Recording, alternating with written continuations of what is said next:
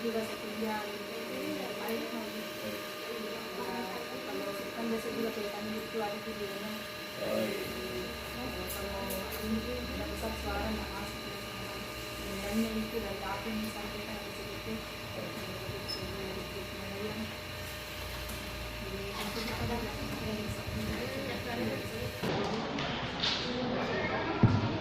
Bismillahirrahmanirrahim. Assalamualaikum warahmatullahi wabarakatuh.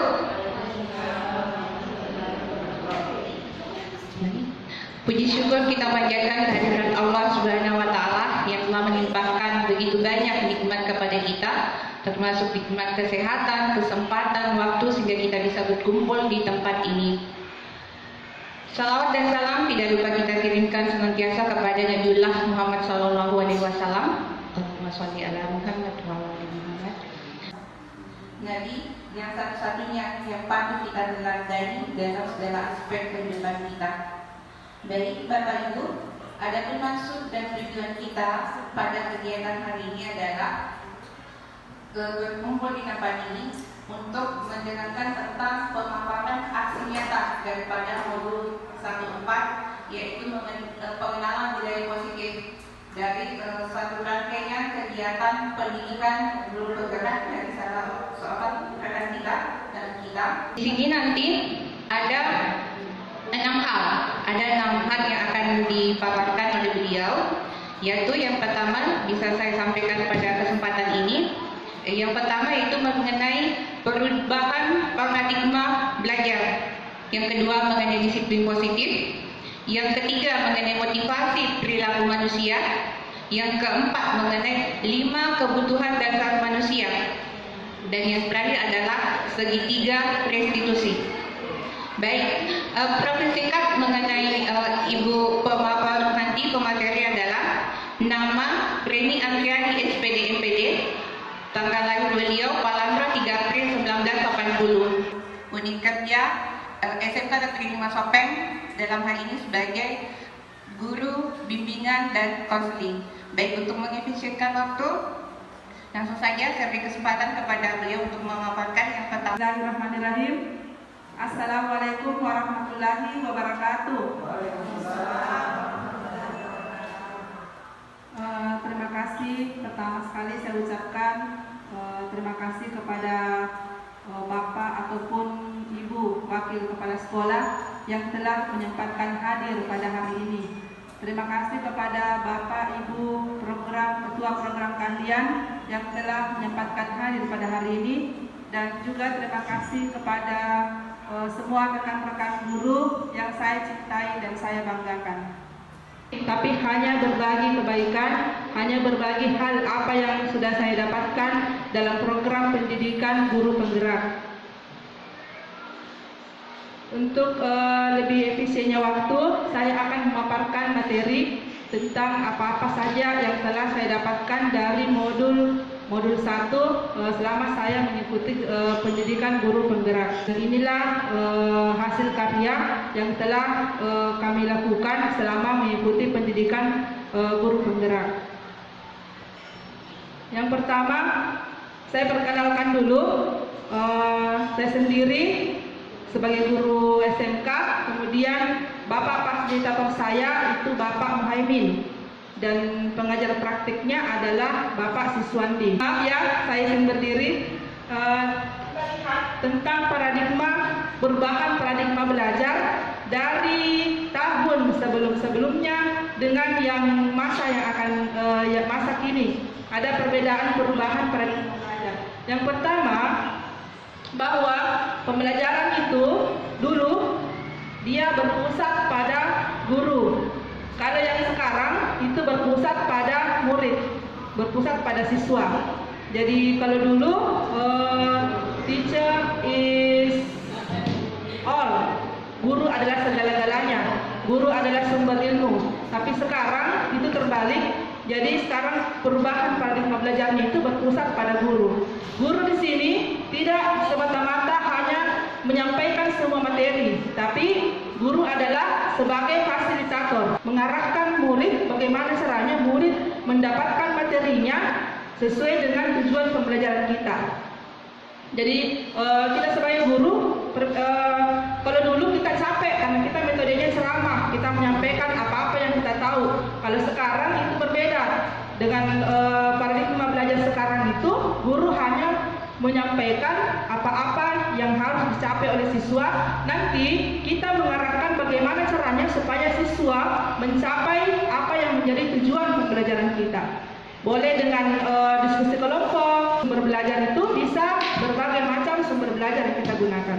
Kemudian Merdeka Belajar tentunya di sini kita sebagai guru itu tidak lagi cara mengajar kita seperti yang dulu-dulu mendikte, kemudian memberikan salinan kepada siswa, tapi bagaimana caranya supaya siswa itu mampu sendiri mencari tujuan daripada pembelajaran kita. Apalagi sekarang yang menjadi fokus kita adalah bagaimana membentuk karakter siswa dengan sebaik-baiknya, karakter yang sesuai dengan nilai-nilai kebajikan yang berlaku di masyarakat. Karakternya sudah baik, maka kepintaran akan mengikut. Karena kalau cuma kepintaran saja, itu karakter belum tentu ikut. Tapi kalau sudah karakternya baik, maka kepintaran akan mengikut di belakangnya. Apakah semua murid itu memiliki kemampuan yang sama atau tidak? Tidak ya? Oke. Nah, kalau tidak sama, berarti apakah dalam pembelajaran itu berlaku persamaan dalam kita mengajar kepada semua murid? Tidak. Terima kasih. Saya kira ibu-ibu dan bapak-bapak di sini adalah orang-orang cerdas. Jadi betul, pembelajaran berdiferensiasi di sini dalam mengajar kepada dalam satu kelas, cara mengajar kita itu bisa berbeda-beda. Jadi gaya belajar ada 3, gaya belajar visual, auditori, dan kinestetik. Nah, di sini kita harus bisa melihat yang mana anak-anak gaya belajarnya visual, maka kita tayangkan gambar-gambar seperti ini.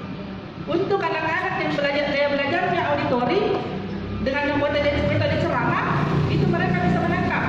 Tapi anak-anak yang belajarnya gaya kinestetik, maka dia harus mencatat. Jadi kita bisa dari awal kita harus melakukan diagnostik awal. Kemudian pendidikan itu berpihak pada anak.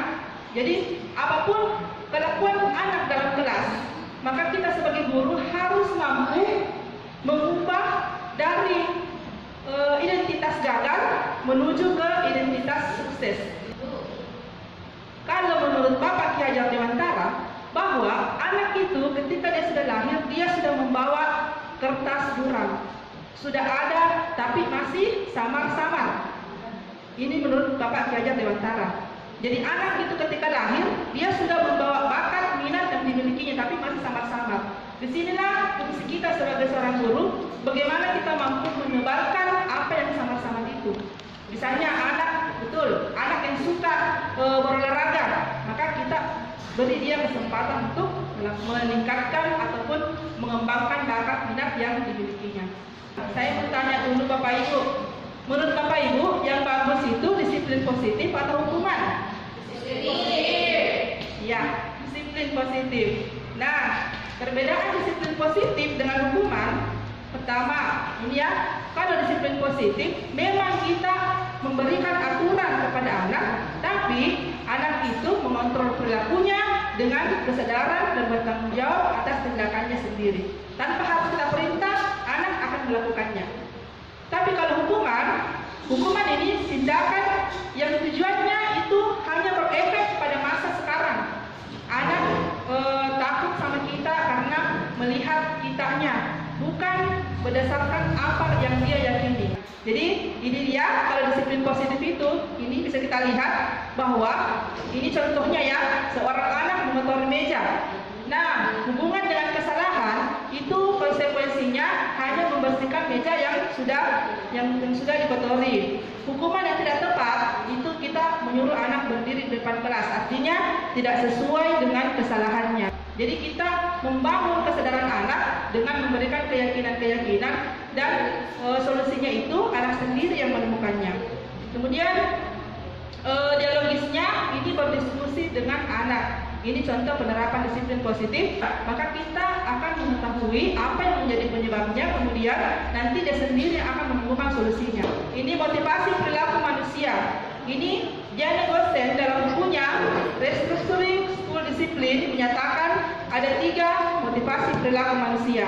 Yang pertama, kita manusia biasanya kalau kita melakukan kesalahan ataupun melakukan peraturan mematuhi tata tertib itu karena untuk menghindari ketidaknyamanan atau hukuman. Nah, yang kedua, itu kita berbuat karena mau mendapatkan imbalan atau reward. Motivasi perilaku manusia ketika kita menyadari bahwa aturan itu dibuat, kita meyakini bahwa aturan itu dibuat untuk kebaikan kita, untuk kebaikan universal, maka otomatis kita akan berbuat dengan sepenuh hati. Ini ada 5 kebutuhan dasar manusia. 5 kebutuhan dasar manusia menurut Dr. William Glasser dalam Choice Theory. Pertama itu kebutuhan untuk bertahan hidup. Nah, kebutuhan bertahan hidup di sini adalah sandang, pangan, dan papan. Oke, yang kedua, kebutuhan untuk merasa diterima, love and belonging. Anak itu kebutuhannya kalau terpenuhi kebutuhan cinta dalam rumah, kebutuhan cinta kasih sayang dari orang tua maupun dari gurunya, maka anak akan berkembang dengan identitas sukses. Nah, kemudian yang ketiga, kebutuhan akan kebebasan. Kita tidak bisa mengekang seorang anak sesuai dengan apa keinginan kita. Apa yang menjadi persepsi kita itu sebisa mungkin kita hindari. Kebutuhan akan kesenangan. Jadi seorang anak juga itu butuh untuk merasa senang. Ini 5 kebutuhan. Tapi jika ada salah satu dari 5 kebutuhan ini tidak terpenuhi, maka itulah yang biasa akan menjadi hal-hal perbuatan-perbuatan yang melanggar aturan. Di sini 5 posisi kontrol. Silahkan Bapak Ibu melihat apa sih yang sedang Bapak Ibu ini sekarang berada di posisi kontrol yang mana. Posisi kontrol yang terendah adalah posisi kontrol sebagai penghukum. Apa ciri-cirinya? Ketika menegur anak, nada suara tinggi, mata melotot, jari menunjuk-nunjuk menghardik. Hasilnya apa? Murid akan mendendam atau bersifat agresif. Kedua, pembuat merasa bersalah. Pada posisi ini, biasanya kita bersuara lebih lembut. Nah, masa sih, hari ini kok terlambat lagi? Bagaimana itu, kemarin kok terlambat, hari ini terlambat lagi.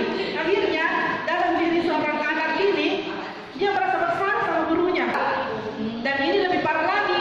Kalau penghukum, anak itu agresif, anak itu melampiaskan dengan kemarahan juga. Maka dalam diri identitas anak itu akan gagal. Dia akan tidak mampu mengembangkan dirinya. Ini biasa juga saya lakukan ini, Bapak Ibu, tapi setelah belajar ini, insya Allah kita akan duduk bersama-sama. Kemudian ada lagi posisi yang ketiga, teman.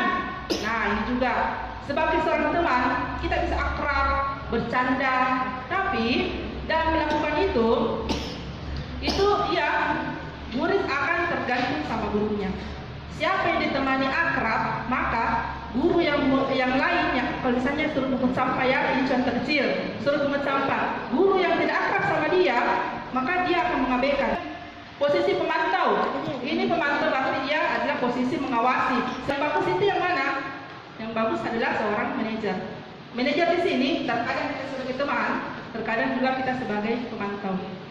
Kenapa posisi manajer ini bagus? Karena di sini seorang anak akan berperilaku, mempertanggungjawabkan perilakunya, apakah dia perilaku baik atau perilaku yang salah.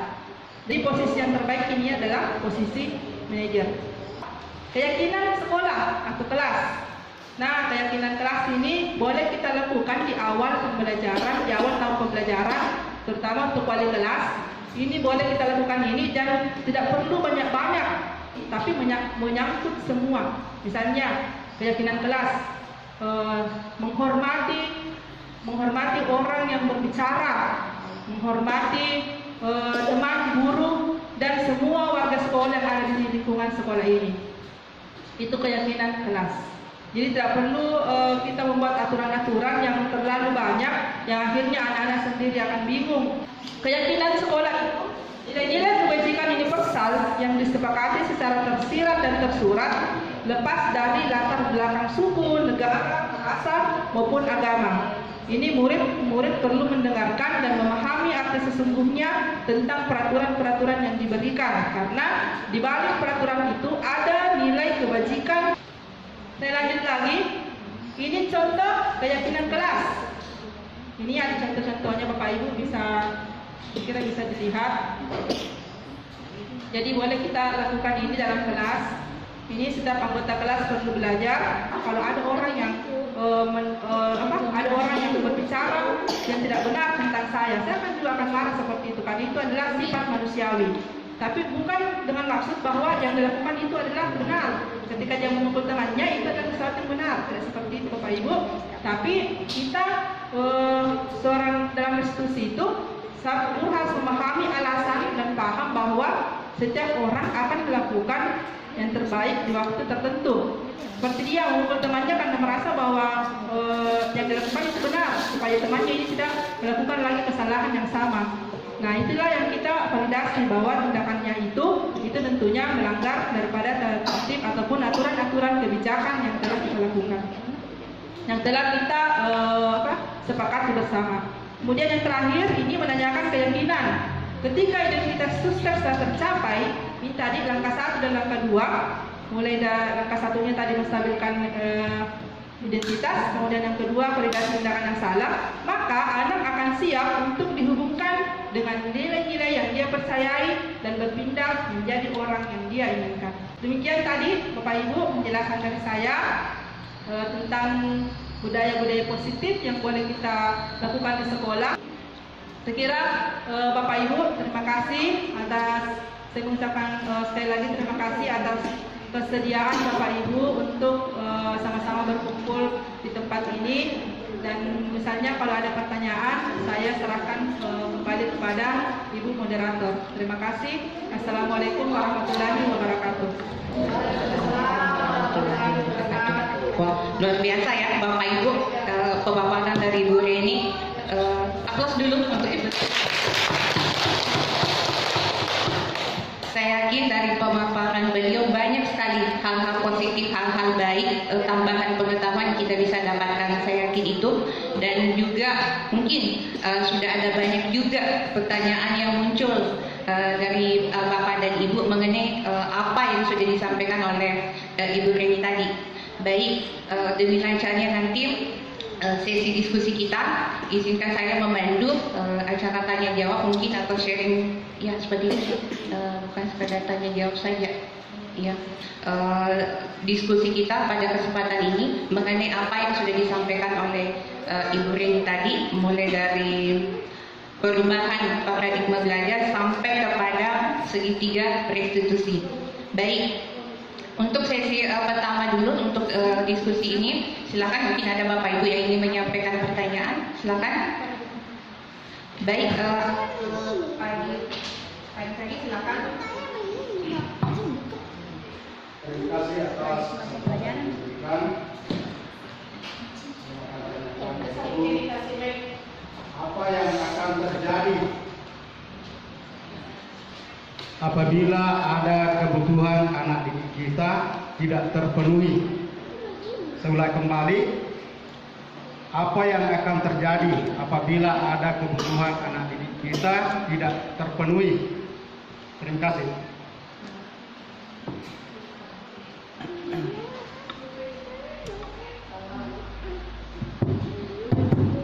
Mau langsung dijawab atau kita menampung dulu? Ada beberapa pertanyaan, 2 mungkin atau sampai 3 pertanyaan dulu untuk sesi pertama ini. Langsung saja dulu. Oke. Baik, kalau begitu saya beri kesempatan kepada penanya selanjutnya. Pertanyaan kedua, silakan Bapak Ibu mengemukakan pertanyaannya. Baik, Pak. Baik, Pak.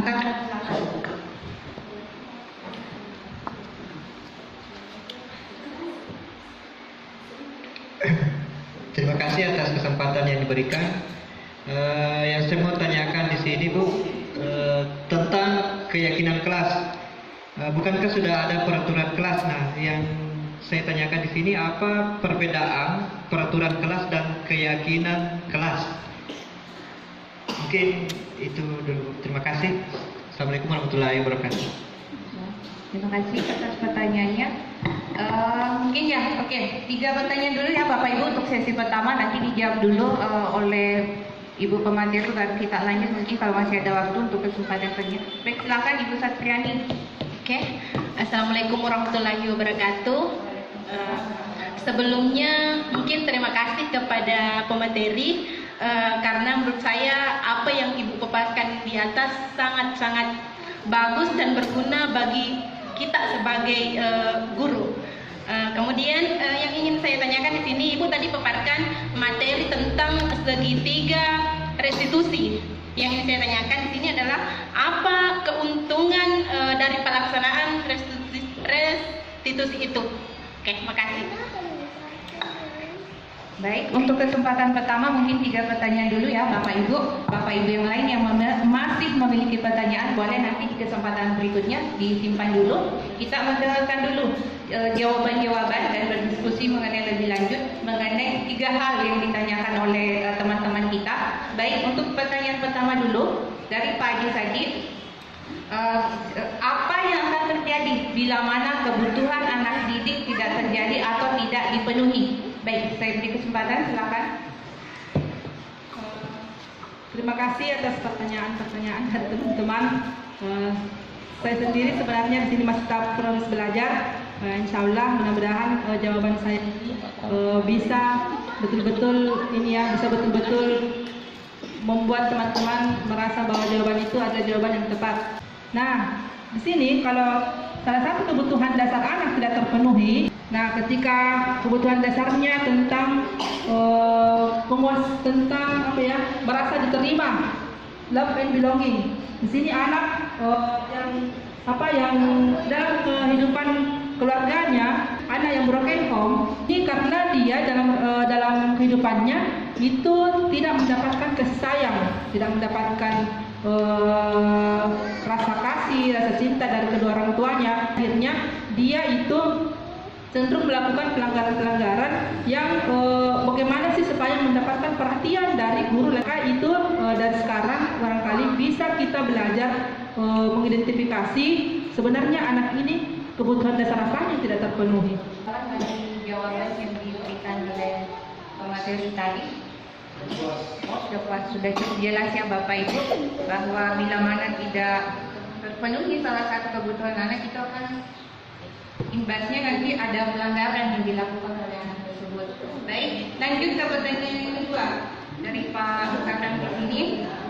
Apa perbedaan keyakinan kelas dan peraturan kelas? Artinya mungkin mengapa harus ada keyakinan kelas itu sementara tiap kelas sudah ada peraturan kelas tersendiri, mungkin seperti itu ya. Terima kasih pertanyaannya. Kalau kita melihat keyakinan dan peraturan, kalau peraturan kelas itu dibuat untuk dipatuhi oleh murid tanpa melihat apakah muridnya ini setuju apa tidak dengan peraturan-peraturan yang dibuat. Seperti contoh Bu ya, Bapak Ibu di sekolah anak saya di Atira tidak lagi ketika mereka ujian tidak ada lagi pengawas di dalam kelas.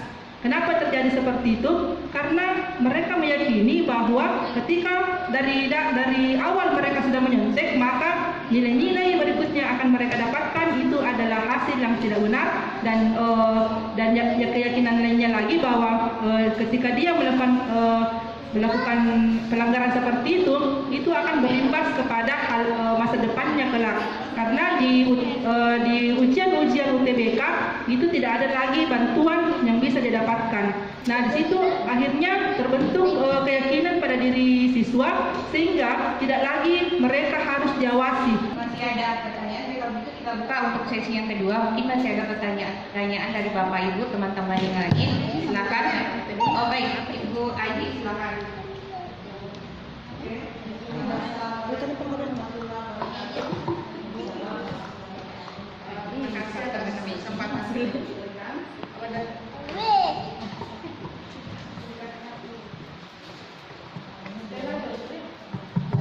Mendengarkan pemaparan Ibu Reni tadi, saya merasa belajar kembali.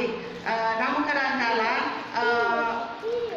pada pribadi saya mengerti bahwa inilah yang terbaik, tapi ternyata pada pelaksanaan kadang-kala menghadapi seorang anak dalam keadaan emosi, memberikan jawaban yang tidak sesuai dengan yang kami harapkan. Kadang-kadang saya balas dengan emosi, jawaban yang tidak sesuai dan tidak diharapkan oleh anak-anak.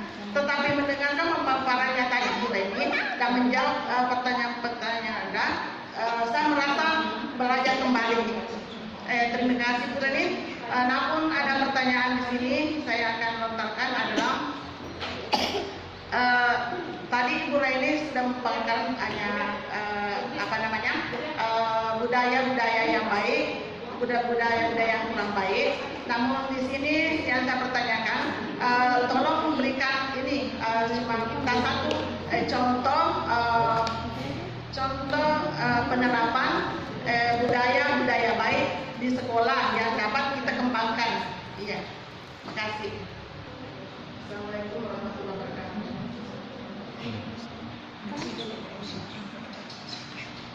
Oke Bapak Ibu, mungkin masih ada tambahan pertanyaan dari teman-teman yang lain. Oh, silakan. Bu, sana silakan. Baik, Assalamualaikum warahmatullahi wabarakatuh. Waalaikumsalam warahmatullahi wabarakatuh. Pertanyaan saya yaitu, bagaimana bila setelah anak ditangani menggunakan proses restitusi tapi masih juga melakukan pelanggaran? Mungkin langkah selanjutnya bila mana sudah dilaksanakan restitusi tapi masih ada melakukan pelanggaran lagi seperti itu. Iya, baik.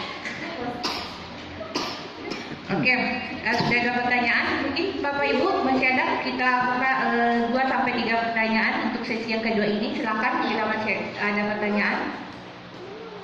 Oke, Bu Rizka silakan. Assalamualaikum warahmatullahi wabarakatuh.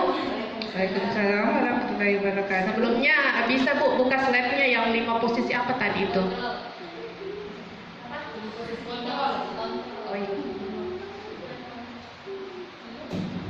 Ya, oke. 5 posisi kontrol.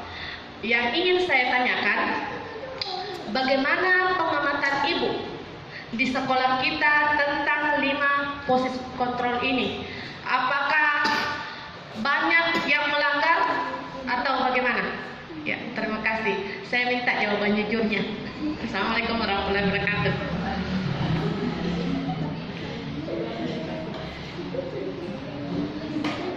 Baik, terima kasih atas kesempatan yang diberikan. Assalamualaikum warahmatullahi wabarakatuh.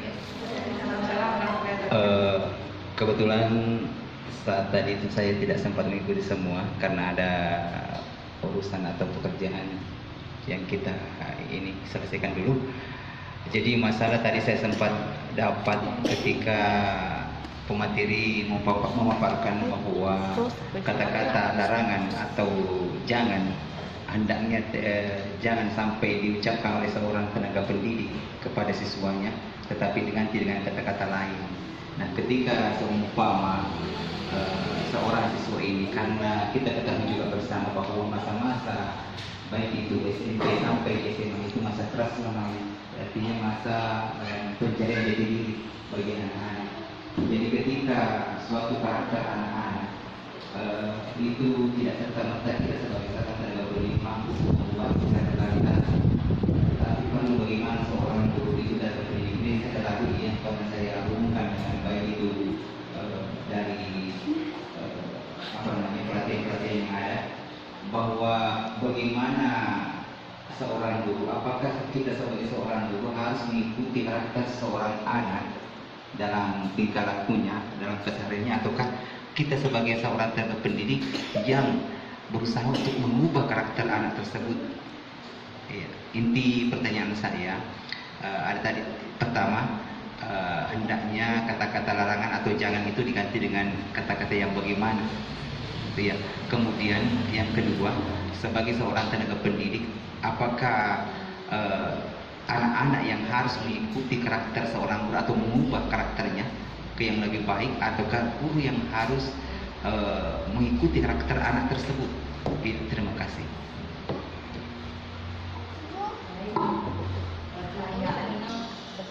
Terima kasih Bu Haji, pertanyaannya sungguh sangat-sangat luar biasa.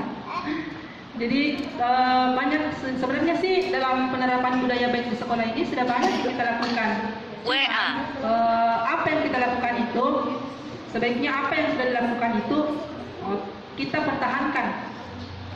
Contohnya Ibu Haji, ketika pagi di depan kelas kita menyambut anak dengan senyuman terindah, kemudian menyapa bagaimana kabarnya, kemudian bersalaman. Itu adalah contoh budaya positif. Kemudian yang kedua, bisa juga dengan membudayakan budaya tabe. Ini bisa kita lakukan di sekolah, bisa kita ketika masuk mengajar, ada anak yang mau keluar dari kelas misalnya, tabe Bu, ini bisa menunjukkan kepada kearifan lokal yang ada di daerah kita. Kita sebagai suku Bugis, tabe itu kan memiliki persepsi yang sungguh luar biasa. Kalau anak sudah terbiasa dengan budaya tabe, itu akan timbul nilai-nilai kebaikan dalam dirinya, menghormati orang lain, menghargai orang lain. Jadi budaya-budaya positif ini banyak hal yang bisa kita lakukan di sekolah. Seperti yang sudah dilakukan oleh anak-anak kita, itu melaksanakan sholat duhur di sekolah, kemudian melaksanakan Jumat Berkah. Itu hal yang positif ini dan kita harus jaga supaya tidak kendor, tapi ditambah lagi budaya-budaya positif lainnya. Baik, itu demikian tadi jawaban dari Ibu pemateri kita. Saya kembalikan dulu ke Ibu Haji Suharni mengenai pertanyaan mengenai contoh penerapan budaya baik di sekolah. Ada tanggapan, Bu? Oke, jadi ada tadi tuh sentuh hatinya. Ya, dia mungkin yang bisa kita sentuhlah dia tepat di hatinya. Oke. Baik, pertanyaan selanjutnya ke pertanyaan Ibu Rizka mengenai posisi kontrol. Ya, betul ya. Ini posisi kontrol adalah posisi Bapak Ibu guru di sekolah. Nah, sebaiknya diganti dengan kata-kata positif. Contoh, sambil contoh ini, dilarang, umpamanya Pak ya, dilarang mengambil barang milik orang lain. Nah, kalau kita mau ganti kata positif, ini ya, kami meyakini bahwa sangat penting untuk menghormati semua orang dan barang milik orang lain. Seperti itu Pak. Jadi dari kata negatif itu kita ganti menjadi kata positif supaya anak itu meyakini bahwa menghormati miliknya orang itu wajib. Menghormati, kalau bukan milik kita, dia akan yakin sendiri bahwa kalau bukan barang saya, tidak boleh saya rusak barangnya orang, tidak boleh saya ambil barangnya orang. Cukup jelas. Habis berarti? Bisa, silakan. Kalau habis jangan. Masuk. Oke, terima kasih kembali untuk kesekian kalinya. Ini lagi satu dalam paradigma pendidikan. Tentunya kian hari makin berkembang dan terus berubah. Ya, namanya juga paradigma, maksudnya ada sistem, maksudnya lebih bagus ke depannya. Nah, apakah seumpama seorang guru itu harus mengikuti cara-cara yang ada di paradigma pendidikan yang maksudnya pemateri tadi paparkan, sementara ketika kita mengulas balik tentang seorang guru itu, pada prinsipnya pada zaman dahulu itu guru masing-masing mempunyai metode masing-masing atau cara masing-masing dalam menyampaikan suatu ilmu atau pendidikan atau ajaran terhadap siswanya. Kita lihat terkadang ada seorang guru itu yang kerjanya cuma dia memberikan catatan apa dan sebagainya, tapi siswanya juga dapat mengerti. Ya, terkadang juga ada seorang guru yang mestinya dia aktif menjelaskan, tetapi siswanya masih dapat mengerti juga. Artinya intinya pada itu kan yang berlaku pada zaman dulu bahwa metode dalam setiap guru itu berbeda-beda, tetapi alhamdulillah kita bisa melihat juga hasilnya kebanyakan juga berhasil. Ya, seperti inilah kita hasilnya. Tentunya dalam suatu lingkup sekolah, instansi sekolah itu terdapat berbagai macam metode seorang guru dalam mengajar, menyampaikan suatu yang akan disampaikan kepada siswanya. Nah, di dalam paradigma pendidikan ini, dia akan menjelaskan tentang bagaimana langkah-langkah sebagai seorang guru untuk mengatasi suatu masalah atau persoalan atau ya yang muncul di setiap misalnya dalam lingkup kelas, dalam lingkup suatu sekolah. Apakah seorang guru itu harus mengikuti semua ini atau bagaimana intinya? Dalam pertanyaan saya. Terima kasih banyak. Oh, oke. Jadi mungkin pertanyaan terakhir ya, Pak Hasan ya. Oke, silakan langsung dijawab. Ya Pak, terima kasih. Jadi di sini Pak, Merdeka kita Mohon Bapak Ibu 5 menit lagi, sisa 2 menit kita tutup. sini Pak, kita melakukan namanya Merdeka Belajar. Merdeka Belajar di sini, guru boleh menentukan metode ataupun media pembelajaran yang mana yang mau dilakukan. Jadi dalam tahun ke tahun itu pasti akan ada perbaikan-perbaikan. Mungkin saja dulu guru murid itu memang betul-betul yang tercipta dalam keyakinan mereka itu patuh dan taat pada guru. Sehingga apapun yang diberikan oleh gurunya itu akan masuk. Tapi dengan berkembangnya zaman Pak, dulu itu murid tidak menggunakan HP, tidak ada istilah HP, tidak banyak permainan, tidak banyak melihat secara visual hal-hal yang ada di televisi, sehingga sehingga betul-betul sumber belajar itu adalah adanya dari guru. Tapi sekarang Pak, dengan perkembangan zaman kita tidak bisa lagi melihat yang seperti itu, karena dalam perkembangan zaman ini sudah ada namanya HP, anak-anak bisa belajar melalui Google, anak-anak bisa melalui YouTube, segala macam sumber belajar yang ada. Makanya dalam hal ini Pak, kita sebagai guru itu pertama mengidentifikasi dulu kebutuhan belajar mereka. Kebutuhan belajar di sini Pak ada 3. Pertama, memperhatikan dulu kesiapan belajar anak-anak. Apakah anak-anak itu yang ada dalam kelas ini betul-betul kemampuan matematika, saya bilang matematika, kemampuan matematikanya itu operasi berhitungnya itu bagus ataukah operasi berhitungnya itu kurang bagus. Jadi kita kelompok-kelompokkan anak-anak yang betul-betul mampu berhitung dengan anak-anak yang setengah berhitung atau anak-anak yang tidak mampu sama sekali berhitung. Kita kelompokkan menjadi 3 bagian. Ini untuk melihat kesiapan belajar mereka. Kemudian minat belajarnya, minat belajar juga di sini kita harus pahami bahwa anak yang minat belajarnya memang sudah lahir sudah matematika memang otaknya, maka tidak diajar pun dia akan paham, karena memang dalam dirinya itu minat kecenderungannya itu adalah berhitung. Tapi anak yang tidak memiliki minat kecenderungan berhitung, tapi kecenderungannya itu adalah bagaimana dia belajar